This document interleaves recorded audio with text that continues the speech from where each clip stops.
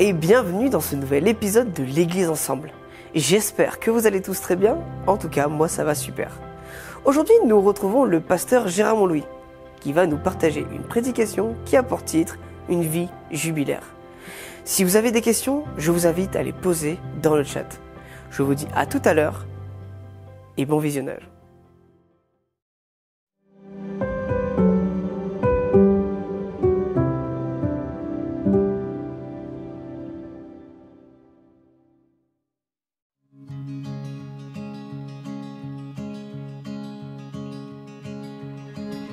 Je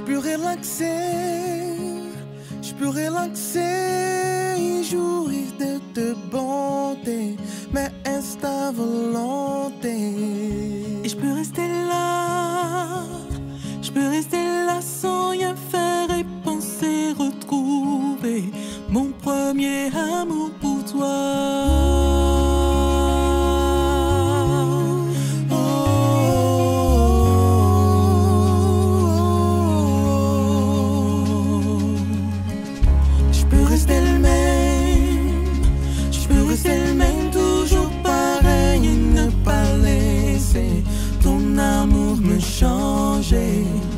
J'en sécurité dans tes bras quand je reste à la maison, entre quatre murs dans le salon. Mais tu m'appelles à plus haut, tu veux me conduire plus loin, et j'irai là où tu me voudras. Tu m'appelles à plus haut, tu veux me conduire plus loin, et j'irai là où tu me voudras. Oui, Seigneur, où tu voudras.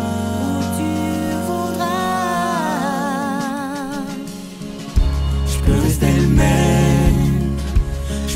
le même, toujours pareil, et ne pas laisser ton amour me changer. J'en sécurité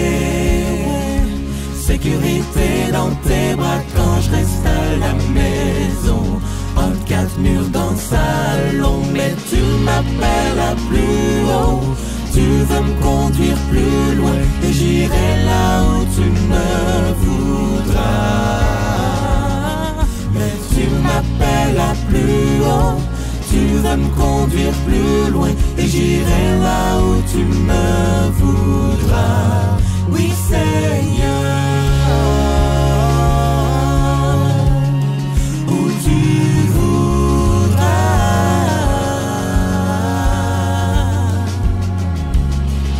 Je serai avec toi, Seigneur, je serai avec toi pour toute ma vie.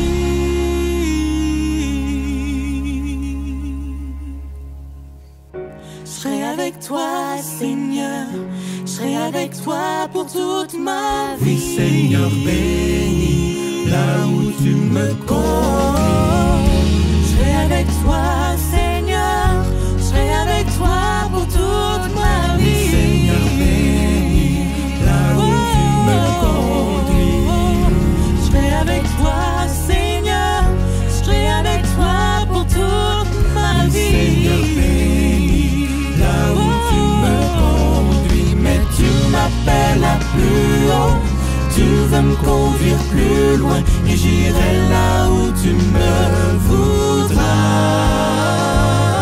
Mais tu m'appelles à plus haut, tu veux me conduire plus loin, et j'irai là où tu me voudras. Mais tu m'appelles à plus haut, tu veux me conduire plus loin, et j'irai là où tu me voudras. Mais tu m'appelles à plus haut, tu veux me conduire plus loin, et j'irai là où tu me voudras. Oui, Seigneur, béni là où tu me conduis. Oui, Seigneur, béni là où tu me conduis. Oui, Seigneur, béni là où tu me conduis. Oui, Seigneur, béni là où tu me conduis. Oui, Seigneur, béni là où tu me conduis.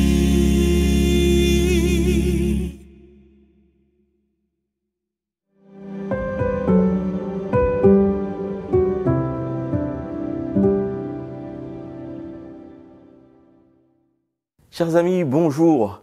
C'est encore une grande joie pour moi de pouvoir partager avec vous et de faire ensemble Église. Et ce matin, j'aimerais vous mettre au défi en vous invitant à ce que votre vie soit un jubilé. Alors le jubilé, c'est une notion incroyable. C'est une notion qu'on retrouve autant dans l'Ancien que dans le Nouveau Testament, même si on la retrouve beaucoup plus dans l'Ancien Testament. C'est une notion originale et je pense que dans notre société d'aujourd'hui, il y aurait bien du mal à la mettre en pratique. Mais cette notion importante de la Torah, d'accord, déjà, avait et a encore des enseignements d'une grande importance pour la communauté d'Israël, mais aussi pour nous aujourd'hui. Donc, je vous propose ce matin de comparer cette notion dans l'Ancien Testament, dans le Nouveau Testament, et de voir en quoi elle peut nous rejoindre aujourd'hui, en quoi il est important, me semble-t-il, que notre vie soit un jubilé. Dans l'Ancien Testament, c'est une notion qui a plusieurs déclinaisons. L'une des premières que l'on peut souligner, c'est le repos. Alors, dans Lévitique 25, le verset 4, nous avons ce texte qui nous dit que la 7e année, il y aura un sabbat, un repos total pour la terre, un sabbat en l'honneur du Seigneur. Donc tous les 7 ans, par analogie avec le jour du sabbat, les terres cultivables devaient rester en jachère. Et tous ceux qui ont un petit peu de notion en jardinerie, savent que la jachère, ça ressemble un peu à du désordre, mais en vrai, c'est vraiment très important pour le sol. Elle est même primordiale pour un renouvellement des sols. Alors cette pratique permet ainsi à la terre et au sol de se reconstruire, de restaurer leur fertilité, mais également de limiter la surproduction agricole. La terre a sa personnalité, elle aussi, doit pouvoir bénéficier du repos sabbatique. Ce que nos scientifiques aujourd'hui disent à qui veut l'entendre, qu'il est important que nous ne soyons plus dans une surproduction, mais que nous puissions laisser le sol pouvoir respirer. Dieu l'avait déjà instauré des millénaires auparavant. Mais avant même d'être une mesure agricole qui permet la reconstruction de la fertilité du sol, la jachère est un acte de foi et un acte de partage. Et ça, c'est la deuxième notion que l'on retrouve dans la notion de jubilé. Parce qu'en laissant la terre en repos, on ne l'exploite pas à outrance. On pourrait penser à manquer au manque à venir, pardon. Et c'est d'ailleurs le mal qui touche notre société, hein.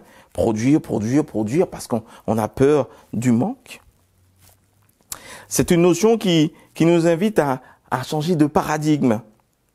À une course effrénée du capitalisme, à cela, Dieu dit aux Israélites, il est important, que vous vous reposiez, que vous preniez pour la terre, mais aussi pour vous, le temps du renouveau, le temps du repos, pour pouvoir prendre soin de votre santé mentale, par exemple, de vos santé personnelles.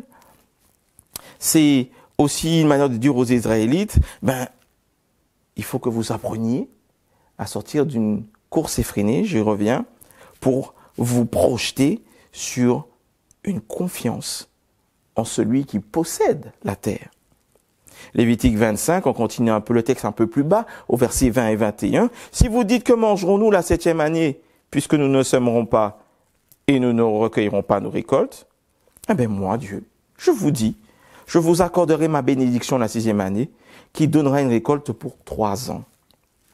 En fait, le Lévitique précise, ce que produira la terre pendant son sabbat vous servira de nourriture à toi, à ton serviteur, à ta servante, à ton mercenaire et à l'étranger qui demeure avec toi, à ton bétail et aux bêtes sauvages de ton pays. Tout son produit servira de nourriture. Ça, c'est le verset 6 du chapitre 25.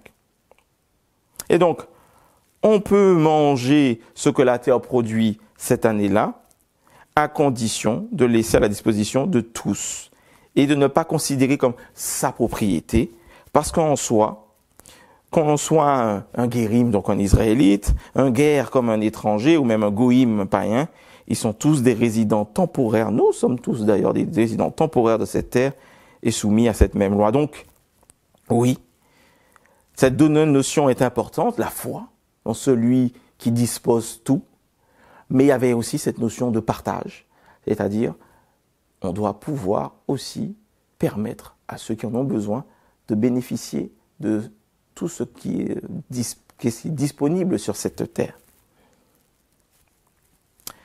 La troisième notion jubilaire, nous irons la chercher dans le Deutéronome. Elle est associée à la remise de dette. Donc, Deutéronome 15, verset 1 à 2, au bout de 7 ans, tu observeras la remise de dette. Et voici en quoi consiste cette remise. Tout créancier qui aura fait un prêt à son prochain en sera remis, et il ne passera pas son prochain et son frère, pressera pas son prochain et son frère, quand on aura publié la remise en l'honneur du Seigneur. Ici, le but de la prescription était de permettre à chacun de pouvoir avoir un nouveau départ. La remise de dette, c'est donner une nouvelle chance à celui qui est écrasé par le poids de la vie, par le poids de la dette. C'est un rappel d'Exode 22, 25. Il n'y aura pas de pauvre chez toi. Poursuit le Deutéronome. Cette mesure donc s'inscrit dans l'ensemble des lois qui invitent à laisser une place à l'étranger, à la veuve, à l'orphelin et surtout rappelle encore qu'il est primordial de pouvoir respecter la personne humaine et de permettre à chacun de pouvoir vivre dans le respect. Une notion, là aussi vous en conviendrez, qui est très d'actualité, vraiment d'actualité, parce que de plus en plus, elle a tendance à se perdre. À cette prescription là s'ajoute aussi dans l'année sabbatique, jubilaire, la libération des esclaves et le retour de chacun dans son pratiquement. Parce que oui, l'hébreu était susceptible de tomber en esclavage pour tout un tas de raisons. Et donc, au moment du jubilé, c'était l'objectif c'était la possibilité d'être affranchi et de pouvoir recommencer une nouvelle vie. C'était aussi la possibilité de retrouver une possession perdue pour X raisons. Ces éléments étaient importants, tellement importants que toutes les fois où ils n'ont pas été mis en pratique par Israël, le peuple en a payé le prix. Soit par des invasions, soit par des exils. Dans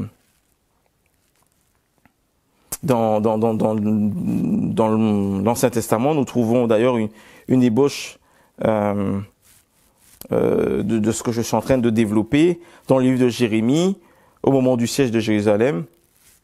Le roi Sédécias proclame la libération de tous les esclaves hébreux. Cependant, peu de temps après, les maîtres vont faire marche arrière. Ils vont récupérer les esclaves qui ont été libérés, ils vont les réexploiter à nouveau. Et la réponse de Dieu ne va pas se faire attendre. Il va dire, ainsi parle le Seigneur, vous ne m'avez pas obéi en proclamant l'affranchissement chacun de son frère, chacun de son prochain. Voici, je proclame contre vous, oracle du Seigneur, l'affranchissement de l'épée, de la peste et de la famine, et je vous rendrai un objet de terreur pour tous les royaumes de la terre. Donc c'est Jérémie 34 à partir du verset 17. Et ici, Jérémie annonce tout simplement la prise de Jérusalem par l'armée de Babylone. Donc le lien entre le non-respect des règles jubilaires, de ces notions, et l'exil est évoqué, en tout cas par la Bible, et démontre pourquoi, en tout cas pour Dieu, c'était important que le peuple d'Israël puisse vivre cela, pour pouvoir vivre en harmonie avec déjà eux-mêmes, entre eux, mais aussi avec Dieu. Dans l'Ancien Testament, donc le jubilé se résume, si je puis dire, à nous inviter à nous soumettre à la souveraineté de Dieu, seul maître des terres et des hommes, et met en avant des notions pour le vivre ensemble, avec comme point d'équilibre la condition humaine, la volonté de partage, l'amour pour son prochain, mais aussi pour son environnement. Des notions bien en perte aujourd'hui et pourtant si nécessaire pour bien vivre, si nécessaire lorsqu'on se dit des citoyens du royaume de Dieu, des exemples, des personnes qui vont à contre-courant d'une pensée populaire. Le Nouveau Testament n'est pas en reste, parce que là aussi, il y a cette notion de jubilé qui apparaît. On pourrait même dire que l'Ancien Testament place une personne comme étant le jubilé, en tout cas l'expression même du jubilé. Cette personne, c'est Jésus lui-même. Non seulement Jésus n'a pas ignoré le jubilé, mais il a dit encore même dans son ministère que son ministère est un jubilé. D'ailleurs, il commence par cette mention. Et c'est intéressant qu'il commence par se présenter comme étant le jubilé. Dans la perspective biblique, ce qui est situé au commencement, ça a une valeur paradigmatique qui va servir de modèle, si vous préférez.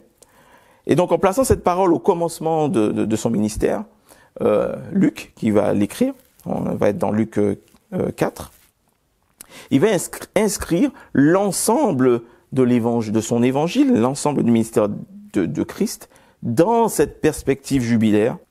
Nous lisons donc dans Luc 4, le verset 18 et 19, qui cite en fait Ésaïe 61, verset 1 à 2, avec une légère petite différence, une omission, que certainement vous verrez.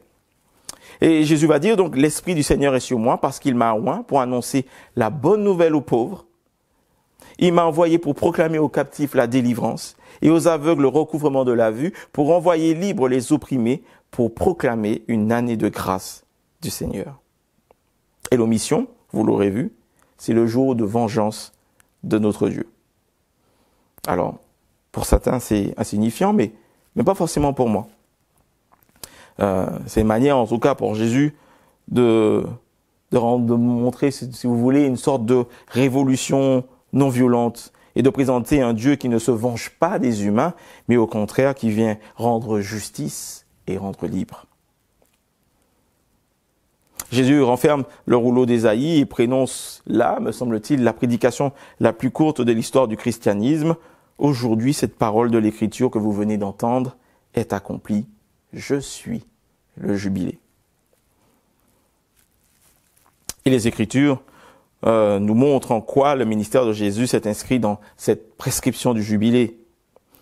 Pas que dans les évangiles. La Bible, dans tout le Nouveau Testament, nous le présente comme ça. Jésus, alors, sur la question du repos et de la jachère, Jésus est celui qui a rappelé l'importance du sabbat comme étant un cadeau du Dieu créateur pour l'homme qui a besoin du repos physique, spirituel et émotionnel.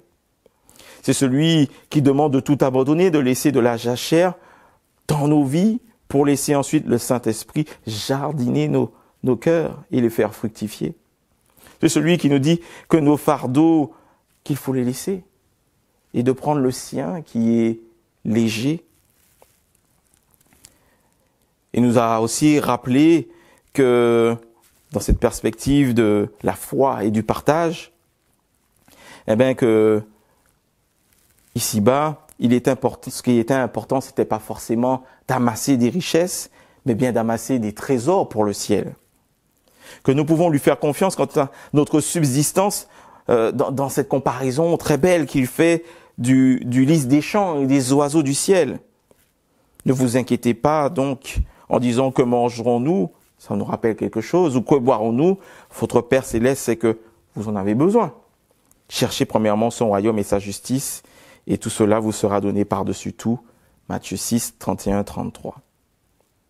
Il est celui aussi qui remet les dettes. Dans la première partie du verset d'Ésaïe 61, il y a cette notion de grâce, de remise de dette. C'est le terme ratsa, c'est ce terme hébreu qui signifie s'acquitter. Et Jésus lui-même est venu s'acquitter, me semble-t-il, de notre dette. Et il le fait encore aujourd'hui, chaque fois que nous lui demandons. C'est d'ailleurs ce que nous disons dans notre prière remets-nous nos dettes, comme nous avons nous-mêmes remis à ceux qui avaient des dettes envers nous. C'est d'ailleurs une invitation nous-mêmes à être des remiseurs de dettes, mais nous en reviendrons à la fin. Et puis il est celui qui libère les opprimés, qui libère de l'emprise du péché, de nos addictions, celui qui nous guérit. L'évangile est d'ailleurs une histoire de libération des opprimés. C'est d'ailleurs sous ce registre que nous devons relire le ministère de guérison de Jésus, lorsqu'il touche le lépreux ou la femme hémorragique et qu'il accueille le paralysé. Ils sont pour beaucoup sous le champ de l'impureté, mais pour Jésus, c'est le champ de la libération de l'opprimé. Les guérisons sont toutes orientées vers ça, vers la réconciliation et la réintégration des exclus. Et puis enfin, Jésus, c'est aussi la redistribution du capital et du patrimoine. Nous qui avons tout perdu en termes d'héritage, il me semble que Jésus s'adresse à nous de façon privilégiée pour nous dire qu'il nous réattribue un destin, qu'il le fait pour les apatrides que nous sommes. Et nous sommes heureux de savoir que nous pouvons hériter d'un royaume. Il fait de chacun un héritier de ce royaume, un royaume d'équité et de justice, où chacun aura sa part dans une perspective de partage. Et nous place dans une économie spirituelle totalement différente de ce que nous vivons, et nous invite à un rapport différent à notre manière, encore une fois, de partager nos richesses. Oui, dans le Nouveau Testament, le jubilé, c'est tout simplement la bonne nouvelle de Jésus-Christ, du salut pour aujourd'hui et pour toujours, pour celui qui l'a saisi à chaque instant et à tout moment de son existence.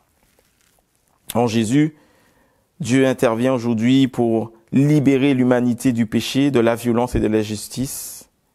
Par lui, Dieu interviendra aussi de façon décisive et définitive pour rétablir toute justice et renouveler la création tout entière.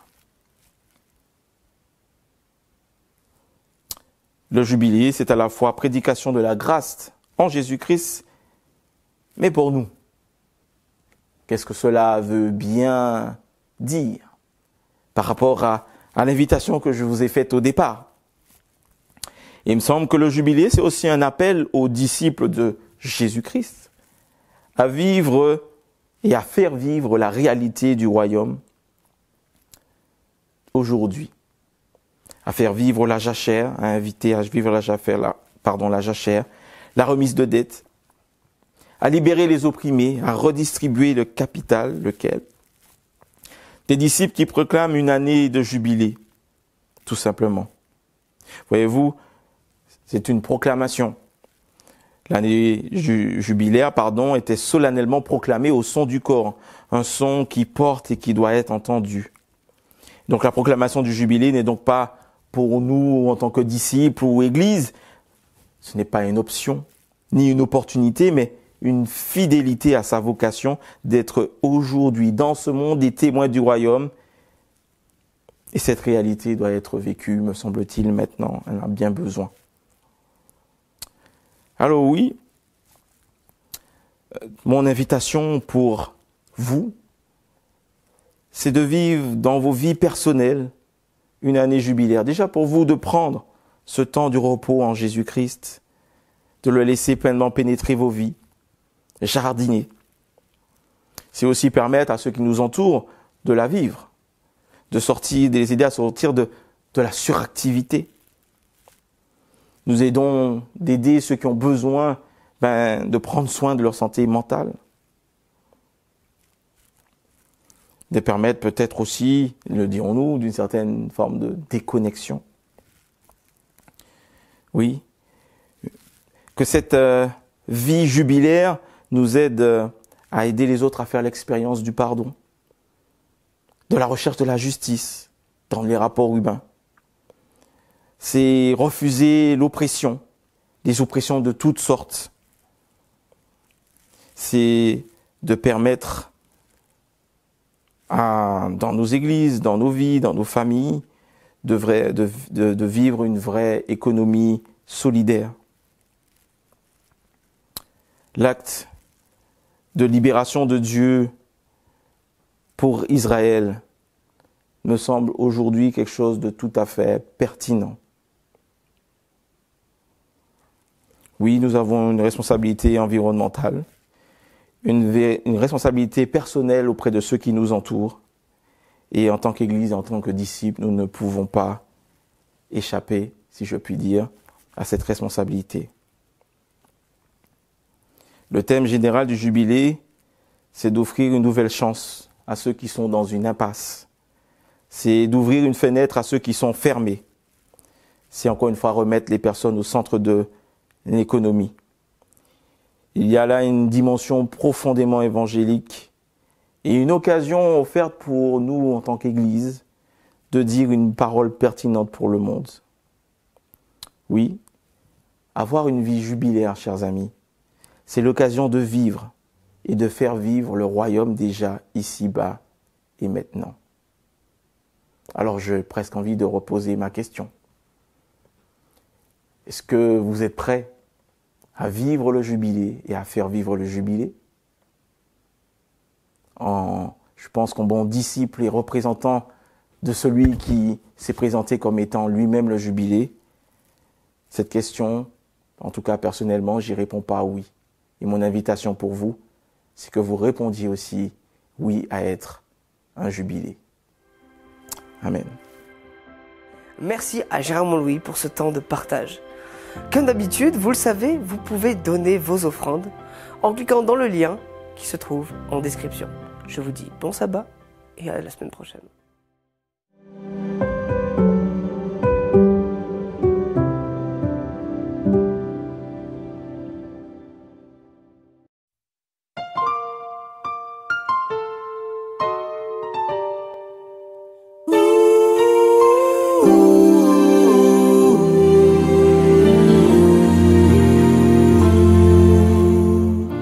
Saint-Esprit, viens dans nos vies. Nous sommes ici réunis pour chanter, louer ton nom. Toi qui es fidèle et bon dans ton grand amour. Seigneur, tu nous entoures jour après jour. Seigneur, remplis-nous de ton esprit. C'est toi qui nous l'as promis. Aujourd'hui, viens habiter en nous. Seigneur, oui, que nous soyons guidés par l'esprit de vérité. Dans nos cœurs, tu as ta demeure, Seigneur.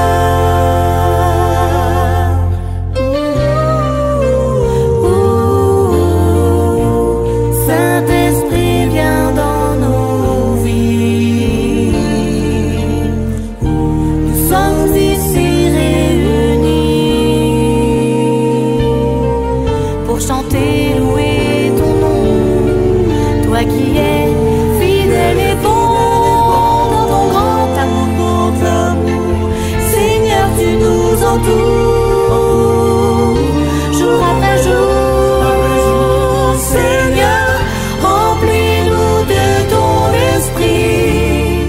C'est toi qui nous l'as promis.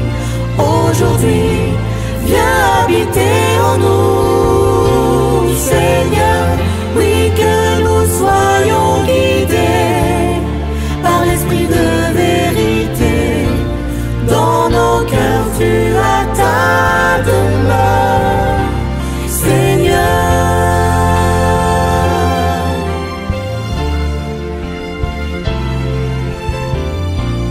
Dans nos cœurs, tu as ta